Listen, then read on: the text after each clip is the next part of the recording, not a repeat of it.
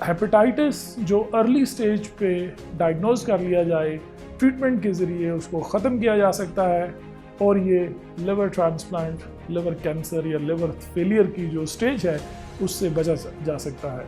अस्सलाम वालेकुम जी, मैं प्रोफेसर फैसल डार हूँ, Pakistan kidney and liver institute Lahore में लिवर ट्रांसप्लांट, पैनक्रेटिक और गॉल ब्लैडर का सर्जन हूँ। 28 जुलाई हर साल इंटरनेशनली हेपेटाइटिस की अवेयरनेस के लिए मनाया जाता है। हेपेटाइटिस बी और सी ये पिछली तकरीबन 2 दहाइयों से has been a great epidemic, जिससे बहुत से लोग अपनी जान से हाथ धो बैठे और अभी भी तकरीबन पूरी दुनिया में हेपेटाइटिस बी और सी को मिला के millions and millions of people are affected with these viruses. जैसे जैसे मेडिकल साइंस तरक्की करती जा रही है, पिछले 8-10 सालों में हेपेटाइटिस सी की ट्रीटमेंट में बहुत मेजर ब्रेक थ्रू हुए और थैंकफुली अब हेपेटाइटिस सी या काला यरकान जो है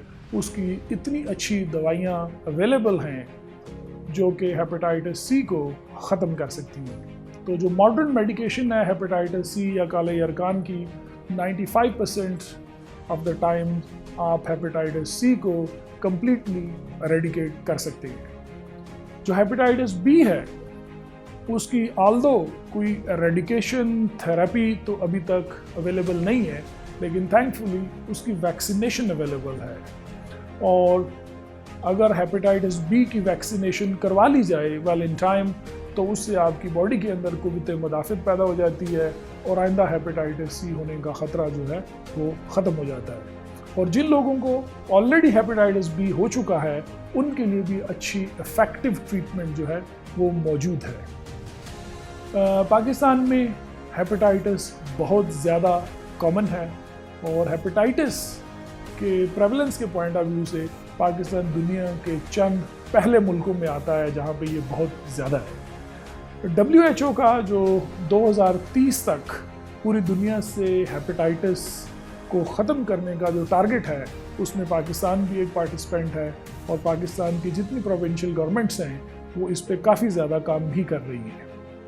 तो पब्लिक अवेयरनेस बहुत ज़्यादा ज़रूरी है और इस दिन का मकसद पाकिस्तान के हर शहरी तक ये पैगाम पहुंचाना होता है कि हेपेटाइटिस के मर्ज़ को अगर टाइम पे तशख़ीस कर ली जाए तो उसका इलाज मुमकिन है। तो प्लीज़ आप और आपके फैमिली मेम्बर्स एटलीस्ट हेपेटाइटिस की स्क्रीनिंग ज़रूर करें। बहुत आसानी से हर छोटे बड़े शहर के अंदर हेपेटाइटिस बी और सी का टेस्ट बड़े मामूली से रेट के ऊपर हो जाता है और अगर इस अर्ली स्टेज के ऊपर हेपेटाइटिस को रिकग्नाइज कर लिया जाए तो इसका इलाज भी मुमकिन है।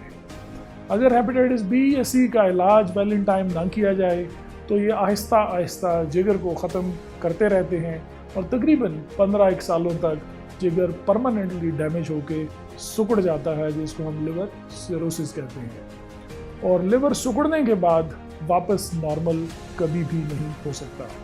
जब लिवर एक दफ़ा सिकुड़ जाए तो उसमें लिवर कैंसर का रिस्क बहुत ज़्यादा होता है। इसी तरह उस लिवर के फेल होने का रिस्क भी है बहुत ज़्यादा होता है।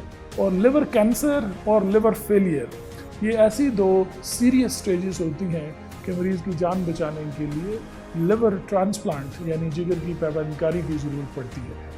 और जिगर की पैबंदकारी एक बहुत मुश्किल ऑपरेशन है, इस पे कॉस्ट भी बहुत ज़्यादा होती है और उसमें फैमिली के किसी दूसरे मेंबर को जो कि हेल्दी और फिट होता है अपने जिगर का अतिया भी देना पड़ता है।